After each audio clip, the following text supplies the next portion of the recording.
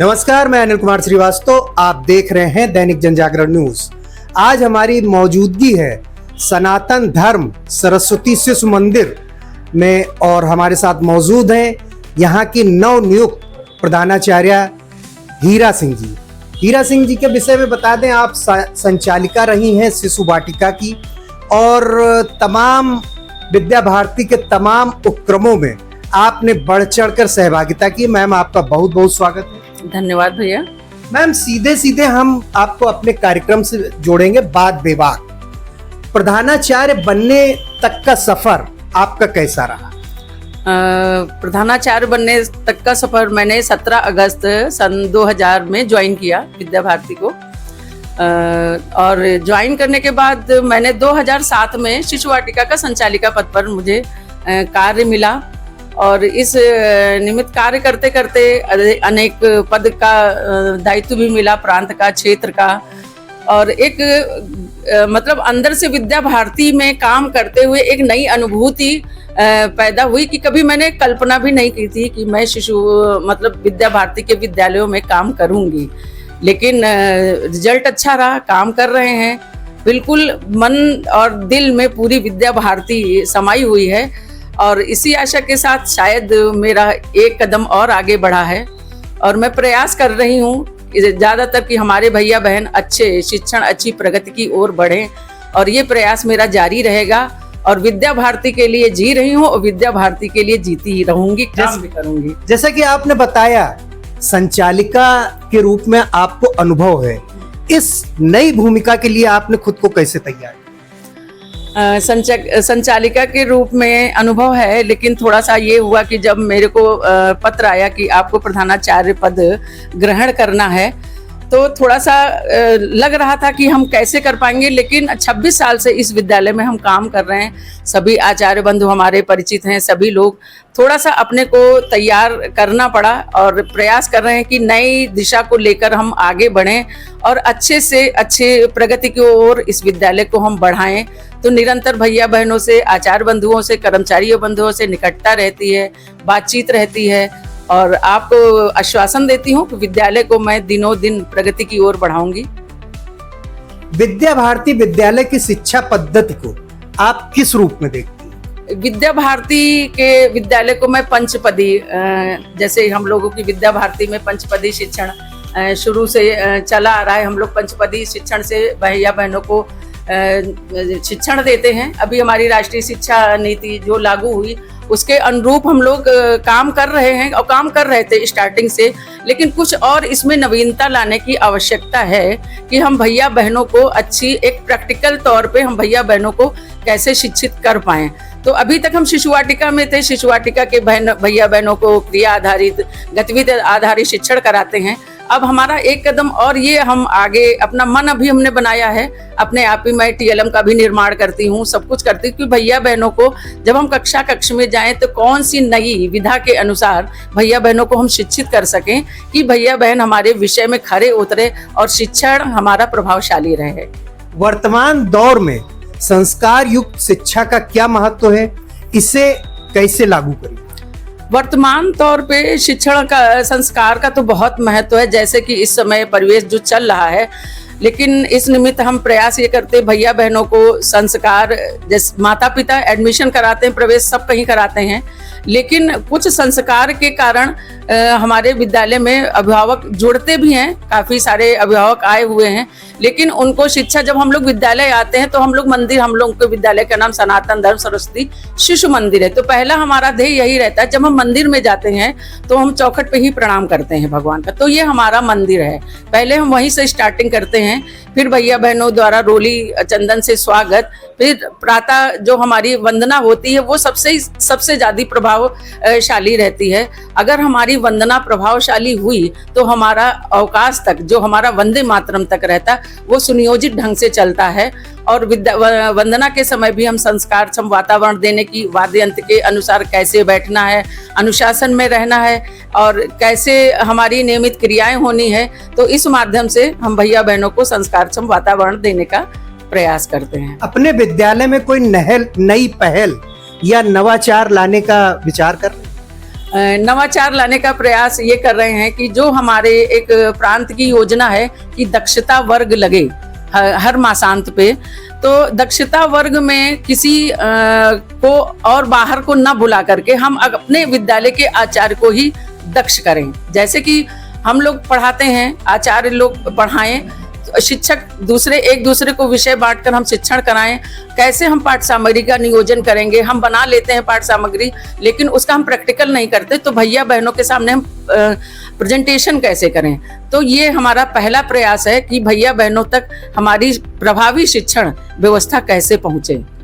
वर्तमान पीढ़ी के विद्यार्थियों के सामने सबसे बड़ी चुनौती क्या है, उन्हें क्या संदेश देना चाहिए? वर्तमान पीढ़ी को हम चुनौती यही देना चाहेंगे कि एक संस्कारक्षम वातावरण, जो समय हमारा चल रहा है, पहली बात तो हमारी जो मीडिया, ये हम लोग मोबाइल चलाते हैं, ये सब स्क्रॉलिंग रीलिंग जो स्क्रॉल करते हम लोग देखते रहते हैं, लेकिन उसमें समय ना गंवा करके अगर हम अपने शिक्षण पर फोकस करें। आज हमने बहन इनाक्षी गुप्ता को आमंत्रित किया, वो इतनी सरल और सहज से भैया बहनों को एक संदेश देकर गई है, अपने लक्ष्य पर केंद्रित रहो और लक्ष्य को पाने की कोशिश करो, अन्य कहीं नहीं। लेकिन थोड़ा सा माता पिता से भी ये निवेदन है कि कुछ समय अपने बच्चों के लिए निकालें। हम अपने विद्यालय में 4 से 5 घंटे हम भैया बहनों को शिक्षण देते हैं, लेकिन बाकी समय वो आपके पास रहता है, वो आपकी व्यवस्था है।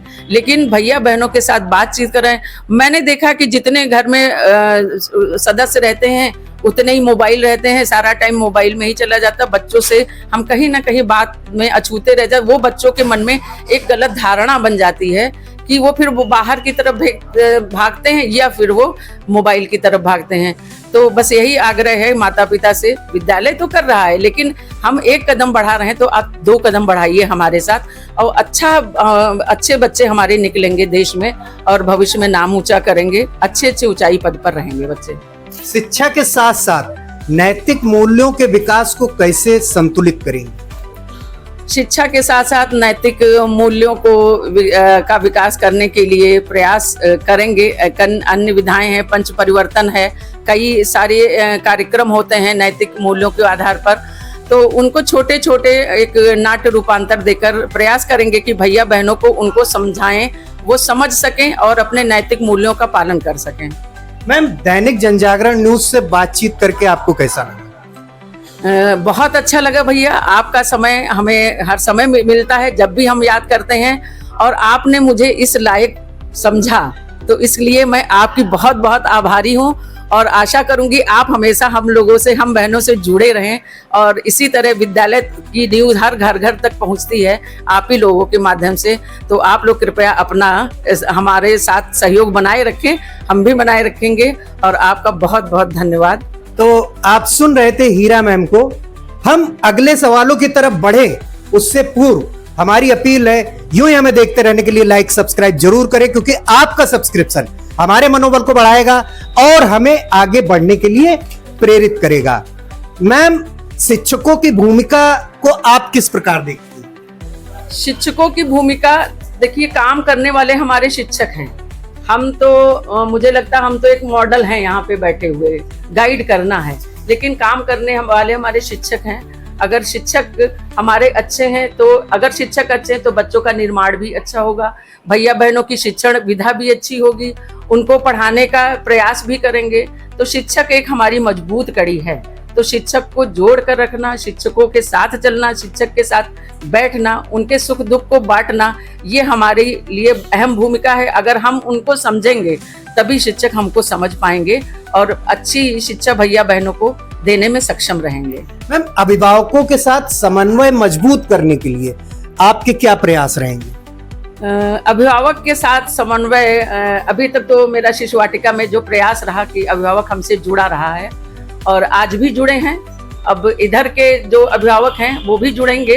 प्रयास यही है कि अच्छी शिक्षा दें, बच्चों को शिकायत का मौका ना दें, उनकी बात को भी सुनें, उनका भी हम सम्मान करें। भाई, अभिभावक, विद्यालय तभी बनता है जब हमारे विद्यालय में बच्चे होते हैं, तभी हमारा विद्यालय बनता है। तो शिक्षक को तो जोड़ना बहुत जरूरी है, उनकी बात को भी सुनना जरूरी है। बहुत सारी समस्याएं हम लोगों के सामने आती हैं, लेकिन उनको शांत से बिठाकर उनकी बात को सुनना और उनके बात का जो समस्या का समाधान करना, वो हम करते हैं और करते रहेंगे। अभिभावक हमारे जुड़े रहें। अभी हमें जब चार्ज मिला तो काफ़ी अभिभावक हमसे मिलने आए, बहुत खुशी हुई, बोले दीदी बहुत खुशी हुई है, आपने वहाँ भी चार्ज संभाल लिया है, लेकिन उनकी बात को निराधार नहीं करेंगे और उनकी बात पे हम खरे उतरेंगे, ये मेरा प्रयास रहेगा। एक व्यक्तिगत सवाल, आपके जीवन में कौन सा व्यक्ति या विचार प्रेरणादायी रहा?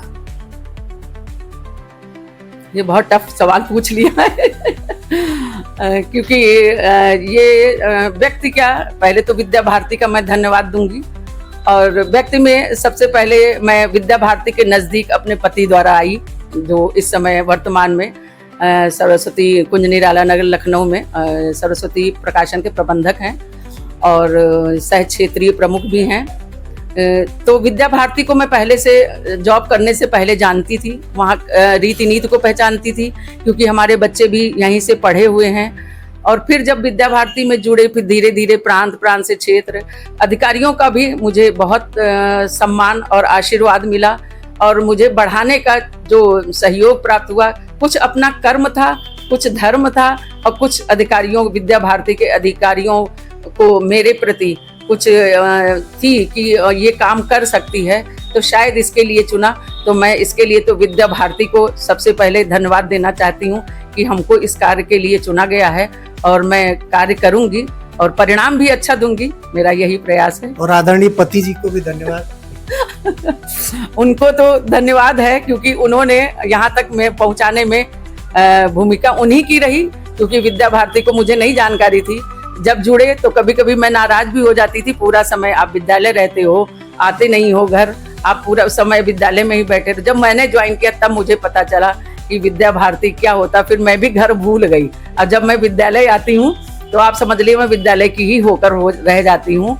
अब कभी कभी लगता है, अब हमसे पूछते हैं अब बताओ तुम्हारे मन में क्या प्रश्न चल रहा है, तो बहुत सारी उथल पुथल रहती है, लेकिन वो भी मेरा सम्मान करते हैं और मेरे को सारी चीज़ें कहीं भी कठिनाई लगती तो वो मेरा सहयोग करते हैं। तो उनका तो बहुत बहुत धन्यवाद है जिन्होंने हमें यहाँ तक पहुँचाया है। तमाम सफलता के बाद, तमाम संघर्षों के बाद आप सफल मानी जा रही हैं। आपकी सफलता का मूल मंत्र क्या है? अब ये तो हम मूल मंत्र क्या बताएं, अपने कार्य के प्रति निष्ठा।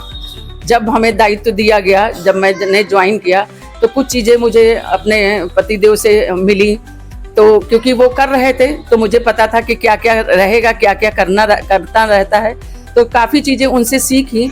लेकिन अपने कर्तव्य के प्रति, काम के प्रति हम हमेशा आगे रहे, चाहे गलत हो चाहे सही हो। जो भी मुझे दायित्व दिया गया मैंने उसको सहर्ष स्वीकार किया, भले मुझे मेहनत करनी पड़ी हो और लगन से काम किया।